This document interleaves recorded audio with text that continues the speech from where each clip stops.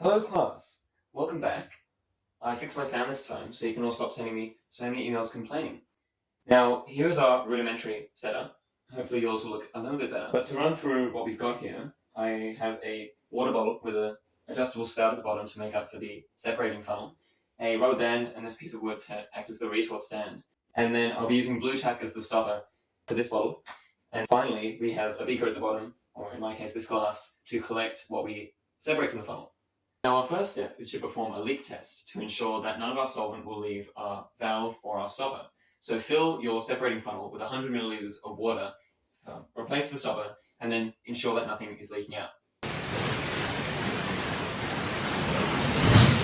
Now for step 2, ensuring that your stopcock or valve is shut, we'll be removing our stopper and adding 50 milliliters of each of our two solvents, in this case water for our polar solvent and sunflower oil for our non-polar solvent, to our separating funnel, and we will do that using a funnel. Now for step 3, having added both solutions and replaced the stopper, we will be inverting our separating funnel. However, because you may be mixing ether and alkaline solutions, which will create a buildup of pressure, you do not shake the separating funnel. Instead, you release the pressure immediately by opening the stopcock.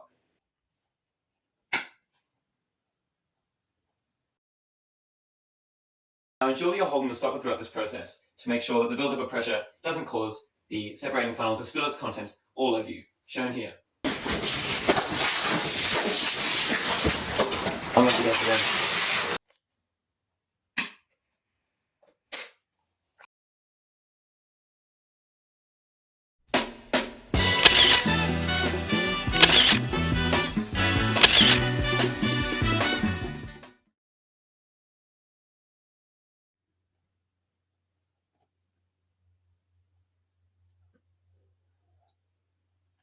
Now, there are a variety of properties of molecules that can be exploited to create this separation for us to then perform the liquid-liquid extraction. And these can range from polarity, size, mass, crystal structure, and charge, for ions that is.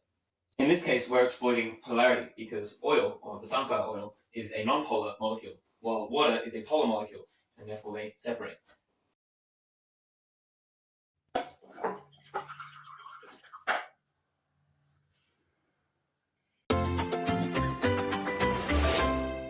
Some perfect examples of when to use this technique include when distillation is not feasible or if its energy requirements are prohibitive, and if one is handling heat-sensitive solvents, with an example being in the petroleum industry, heat-sensitive compounds need to be sorted according to chemical type. Alright, and we're done, which means you can take off the safety glasses. Oh, just kidding, the safety glasses never come off.